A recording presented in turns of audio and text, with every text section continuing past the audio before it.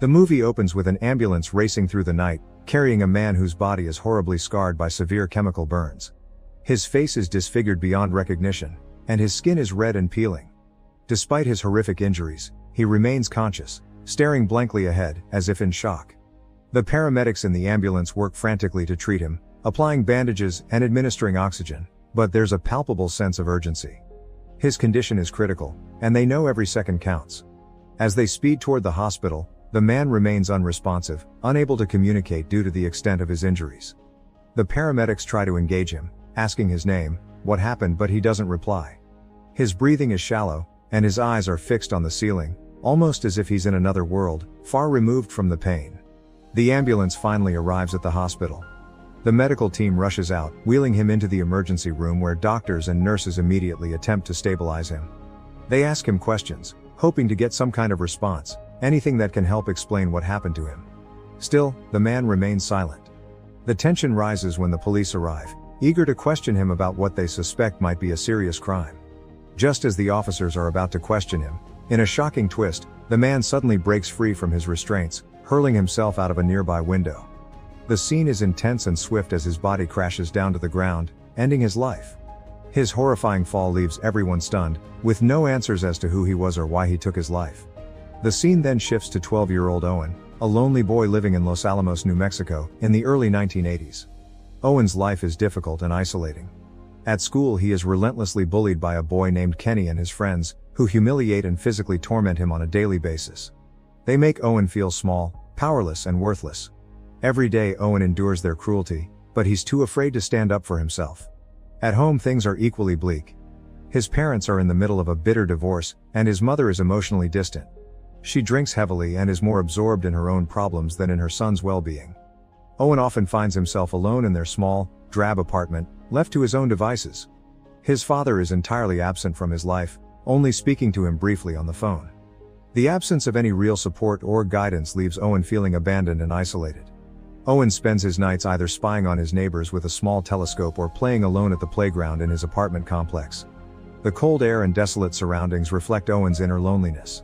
It's during one of these lonely nights, while playing outside in the snow, that Owen meets a girl named Abby.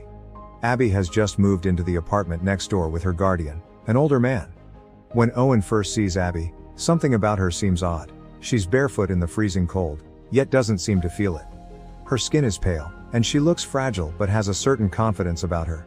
When Owen tries to introduce himself, Abby warns him that they can't be friends, but her mysterious demeanor only intrigues him more. Despite Abby's warning, Owen and Abby begin to form a bond. They start meeting regularly at the playground.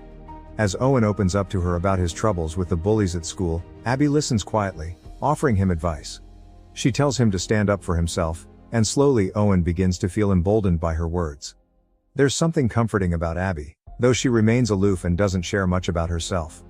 Owen feels a connection to her that he doesn't have with anyone else, especially given the isolation he feels at home and school. Around this time, strange and brutal murders begin to occur around town. The bodies of victims are found drained of blood, the unalivings are violent and ritualistic. The audience is shown that these murders are linked to Abby and her guardian, Thomas. Thomas is seen preparing for these killings, covering his face with a mask and using bottles to collect the blood of his victims.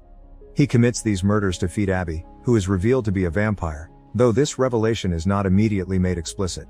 As Owen and Abby's friendship deepens, Abby starts to show more of her true nature. She tells Owen cryptic things like, "I'm not a girl," hinting that she is something more sinister. Owen doesn't fully understand what she means, but he is too drawn to her to let it push him away. One evening, Owen and Abby go to an arcade together. And for the first time in a long while, Owen feels truly happy. They play Pac-Man and laugh together, Owen forgetting, if only for a brief moment, about his problems at home and school. After playing, Owen offers Abby a piece of candy, a gesture of friendship, but Abby hesitates. She doesn't want to disappoint Owen, so she takes the candy, even though she knows that as a vampire, she can't digest anything other than blood. Abby chews the candy and tries to act normal, but soon she rushes outside and vomits in the snow. Owen is confused by her reaction, but Abby brushes it off, and he doesn't push for an explanation. Meanwhile, Thomas continues his desperate attempts to get blood for Abby. After a few successful murders, he plans another, but this time things go wrong.